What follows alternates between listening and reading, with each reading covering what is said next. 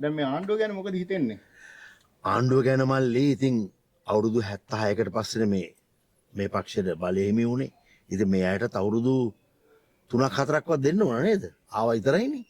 මොකක් හරි කරා කියලා හිතෙනවා. අනිවාර්යෙන් කරයි කියලා හිතනවා. මේ යන විදිහ හොඳයි මට නම්. ඔය වුණාට දැන් ඔබතුමා ඉන්නකට නම් කිව්වේ ෂර්ලොක් හෝම්ස් වගේ තමයි මේ කවුද? දැන් ඔය පොලිසියේ ඉන්න ශානි අබේසේකර මහත්තයා. ඔව්. ඒ වුණාට දැන් මේ පොලිසියම පොලිස්පතිතුමා හොයනවා. මල්ලි ඉතින් ලංකා ඉතිහාසයේ ප්‍රථම වතාවට තමයි පොලිස්පති කෙනෙක් පොලිසියට බය හැංගිලා ඉන්නේ. ඉතින් මම හිතන්නේ තියෙන ආරංචි විදියට හිටපු පොලිස්පතිතුමා සහ දැන් ඉන්න පොලිස්පතිතුමානේ හිටපු නෙමෙයිනේ.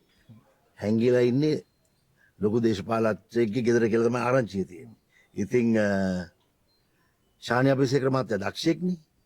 කොහොම හරි අල්ලගනී කියලා හිතනවා. කියලා හිතනවා. ඔය දැන් ඉදිරියේදී ඡන්දෙකුත් එනවා. ඔව්. සූදානමක් තියෙනවද මොකද්ද? මේ ටික නම් කලා කටයුතු තමයි කරන්නේ. මේ ටිකේ ඡන්ද වලට ඉන්වෝල්ව් වෙන්නේ නැහැ. ඔය දැන් මේ පෙරේදා මේ රනිල් වික්‍රමසිංහ මහත්මයාත් විශේෂ සාකච්ඡාවක් පැවැත්තුවා. අල් ජසීරා එකේ. අල් ජසීරාත් එක්ක. මොකද්ද ඒ ගැන හිතෙන්නේ? ඒක නම් මල්ලි එතුමා තමයි මට සමාව දුන්නෙත්. මේ අර්ධ සමාවක් හරි දුන්නේ. නමුත් ඒ සම්මුඛ සාකච්ඡාවේ නම් සාර්ථක නැහැ කියලා තමයි කියන්න වෙන්නේ.